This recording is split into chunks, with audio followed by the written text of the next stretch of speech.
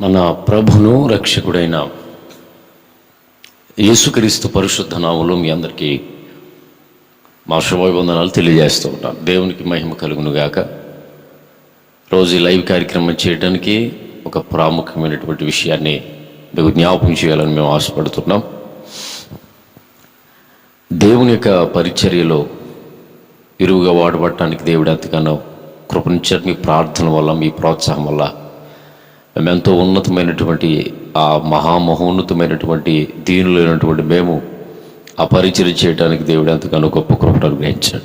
అందరం బట్టి దేవునికి స్తోత్రం. ఈరోజు మీరు తమ్ములను చూసే ఉంటారు. నేడు దేవుని యొక్క సేవకులుగా లేదా దేవుని యొక్క ప్రజలు గ్రహించవలసినటువంటి విషయాన్ని మీకు ఒక వాక్యం ద్వారా మీకు జ్ఞాపకం చేస్తా. పాత నిబంధన కాలంలో మోషేకు దేవుడు అప్పగించినటువంటి ధర్మశాస్త్రంలో ప్రాముఖ్యమైనది ఏంటంటే దహన బలి. ఆ దహన బలిని ఏ విధం చేత, దేని చేత, ఏ విధమైనటువంటి రీతిలో దాన్ని దహించాలి, దాన్ని దేవుడు అంగీకరించాలంటే దాన్ని ఏ విధంగా వారు బలి అర్పణ చేయాలో పరిశుద్ధ గ్రంథంలో ప్రభు లేవీకాండం 1వ అధ్యాయము 5వ వచనంలో జ్ఞాపం చేస్తున్నాడు. చదువుతున్న అతడు యెహోవా సన్నిధిని ఆ కోడిదూడను వధించిన తర్వాత యాజకులైన అహరోను కుమారులు దాని రక్తం తెచ్చి ప్రత్యక్షపు గుడారము ఎదుటున్న బలిపీఠం చుట్టూ ఆ రక్తమును ప్రోక్షించవలను. అప్పుడు అతడు దహన బలి రూపమైన ఆ పశు చర్మమును వలచి దాని అవయవములను విడదీసిన తరువాత, చాలా జాగ్రత్తగా ఇక్కడ మీరు జ్ఞాపకం చేసుకోవాలి. ముందు దహన బలి అర్పించే ముందు ఏం చేయాలంటే, ముందు హెడ్ కటింగ్ చేయాలి, అంటే తలను వేరు చేయాలి. తలను వేరు చేసిన తర్వాత ఏం చేయాలి? పశు చర్మాన్ని వలచాలి. పశువు చర్మాన్ని ఒలిసిన తర్వాత అది ఒక మచ్చనో డోగనో లేకపోతే అది ఆ కలరను, ఈ మేకనో, ఆ గుర్రని ఇంకేమీ తెలియదు. ఆ చర్మాన్ని ఒలిచిన తర్వాత దాన్ని దహన బలిపీఠం మీద పెట్టిన తర్వాత అగ్ని దిగివచ్చి ఆ మాంసాన్ని కాల్చిన తర్వాత దాన్ని ప్రభు ఆజ్ఞానించినట్లుగా మనం పరిశుద్ధ గ్రంథంలో చూస్తాం. అయితే ఇక్కడ ఈ శిష్టాన్ని పాత నిబంధన కాలంలో దేవుడు ఛాయారూపంగా మనకు జ్ఞాపం చేస్తూ, క్రొత్త నిబంధనకు వచ్చినప్పటికీ ఒక ఆత్మీయ మర్మాన్ని జ్ఞాపం చేస్తున్నాడు. ఏమిటనంటే,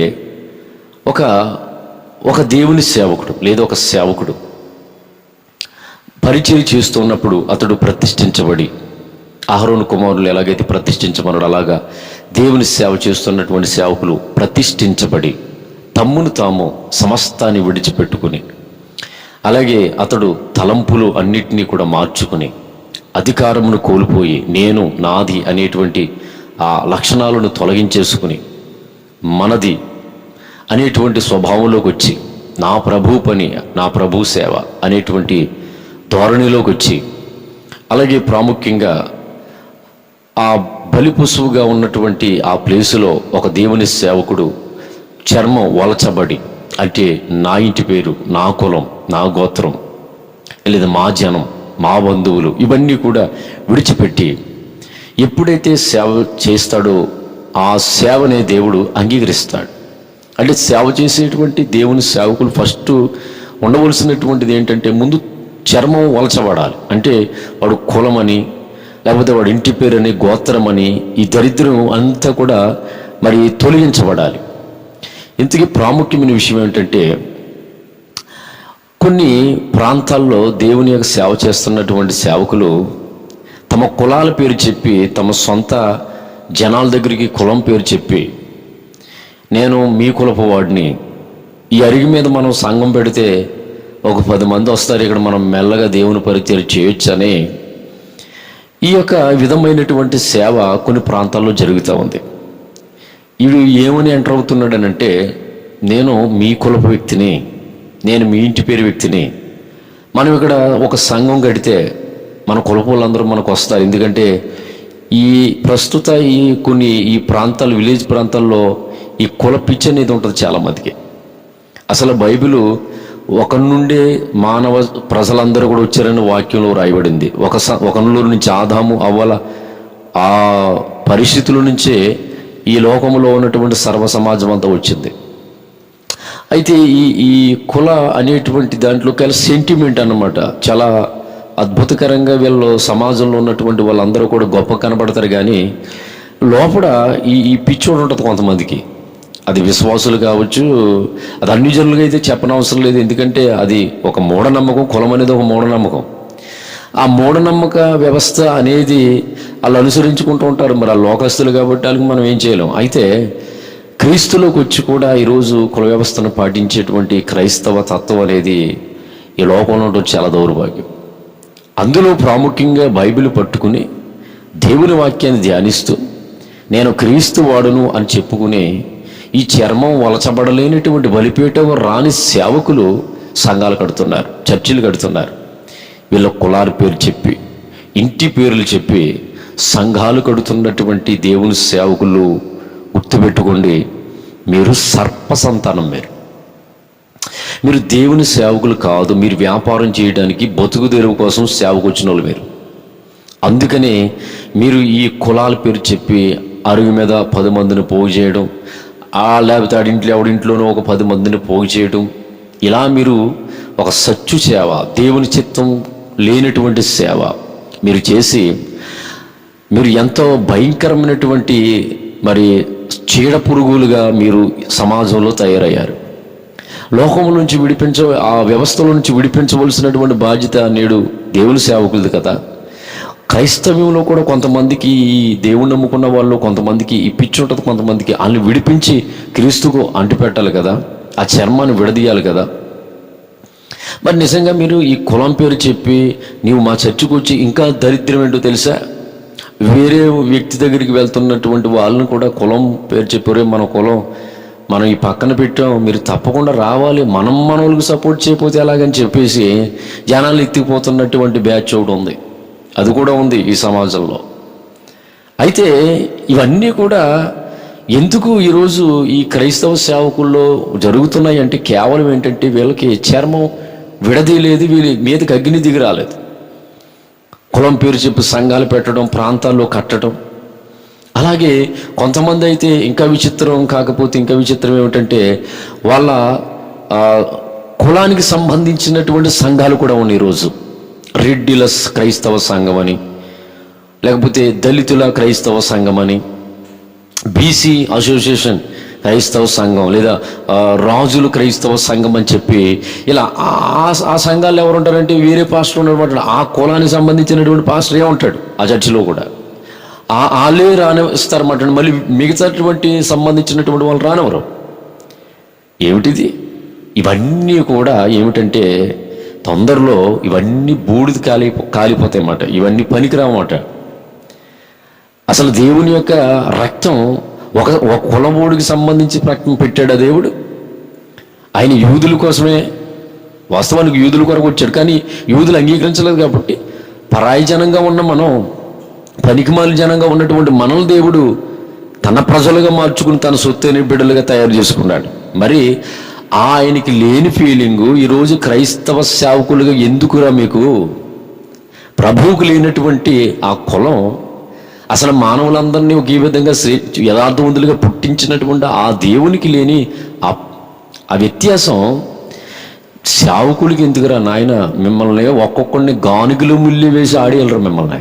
ఎందుకంటే దరిద్రం. మీరు క్రైస్తవ సంఘానికి చీడ పురుగుల మాట. మీలాంటి వాళ్ళు ఉండటం వల్ల ఈరోజు మత ఛందస్వాదులు అందరూ కూడా నాశనం చేస్తున్నారు. అందుకే సర్టిఫికెట్ ఇవి అంటూ ఉన్నారు చూడండి చాలామంది. మళ్ళీ పేరు వెనకాల తోక ఒకటి మాట అండి వీళ్ళకి. ఏమనంటే ఏమంటే ఫలానా కులానికి కూడా వాడు దేవుడు నమ్ముకున్నాడా, వాడు సేవకు చేస్తున్నాడని అనేకులు తెలుసుకుంటారని మళ్ళీ ఇది ఒక కవరింగ్ అనమాట. ఇదంతా కూడా దరిద్రం అనమాట. వీళ్ళు నిజంగా ఆ పేరు చెప్పుకొని వచ్చారనమాట అండి వీళ్ళందరూ కూడా. బైబిల్ గ్రంథంలో లోక సంబంధమైనటువంటి వాటిని సమాధి చేయమన్నాడు. లోక సంబంధమైనటువంటివి ఏమున్నాయి? మా లోకములో ఉన్న వాళ్ళందరికీ పిచ్చుడు ఉంటుంది, వాళ్ళకి సంబంధించిన వాళ్ళని ప్రేమిస్తూ ఉంటాడు. సేవకులు కూడా సీమలా తయారయ్యారు. వాళ్ళకి సంబంధించిన వాళ్ళకి ప్రాధాన్యత ఇవ్వటం, పెద్దలు సంఘ పెద్దలుగా వాళ్ళని నియమించడం, వాళ్ళనే అధిక ప్రాధాన్యత ఇవ్వటం, ఇవన్నీ కూడా జరుగుతూ ఉన్నాయి నేడు సంఘాల్లో. మా సంఘానికి వచ్చే అని అంటాం, లేదా మరి సేవ అద్భుతంగా జరుగుతున్న ప్రాంతాల్లోనికి వెళ్ళి ఆ ఇంటి పేరు చెప్పి ఆడి కులం పేరు చెప్పి అక్కడ చర్చిలు కట్టడం, ఇలాంటి దరిద్రాలన్నీ కూడా నేడు మన ప్రాంతాల్లో, మన యొక్క మారుమూల ప్రాంతాల్లో జరుగుతూ ఉన్నాయి. ఆలోచించండి, క్రైస్తవులా మీరు ఆలోచించండి. అలా వెళ్ళిపోవచ్చా? చాలా తప్పు. నీకు దేవుని సేవకుడిగా ఎవరినైతే దేవుడు అప్పగించాడు అతని తండ్రి, అతని ఆత్మీయ తండ్రి, అతను ప్రోత్సహించాలి. నీకు కులవేడి దరిద్రం, పరలోకం వెళ్ళేవాడివి, నరకానికి పోయేటువంటి బ్యాచ్లో ఉండకండి. అలాంటి కులం పేరు చెప్పి ఎంటర్ అవుతున్న పాస్టర్లు అందరిని పేడించి కొట్టేయండి మీరు. మొత్తం వీళ్ళని అసలు కనబడినివ్వకండి, వీళ్ళకి శుభమని చెప్పకండి, వీళ్ళని గుమ్మం ఎక్కనివ్వకండి. ఎందుకంటే పరిశుద్ధ గ్రంథంలో మరి వాక్యం స్పష్టంగా చెప్తుంది. మరొక మాట మీకు జ్ఞాపకం చేస్తాను. గలతీయులకు రాసినటువంటి పత్రిక 3వ అధ్యాయము 27వ వచనం. క్రీస్తులోనికి బాప్తీసం పొందిన మీరు అందరూ క్రీస్తును ధరించుకుని ఉన్నారు. చూసారా? క్రీస్తులోనికి బాప్తీసం పొందిన వాళ్ళు అందరూ ఏం ధరించుకున్నారు? క్రీస్తుని ధరించుకున్నారు. ఇందులో యూదుడని, గ్రీసు దేశస్థుడని, దాసుడని, స్వతంత్రుడని లేదు, పురుషుడని స్త్రీ అని లేదు, యేసుక్రీస్తునందు మీరందరూ ఏకముగా ఉన్నారు. చూసారా? యేసుక్రీస్తునందరూ ఏకముగా ఆయన చేసుకుంటే ఈ సత్య సేవకులు ఏం చేశారంటే మొత్తం అందరినీ కూడా వేరుగా మార్చేశారు.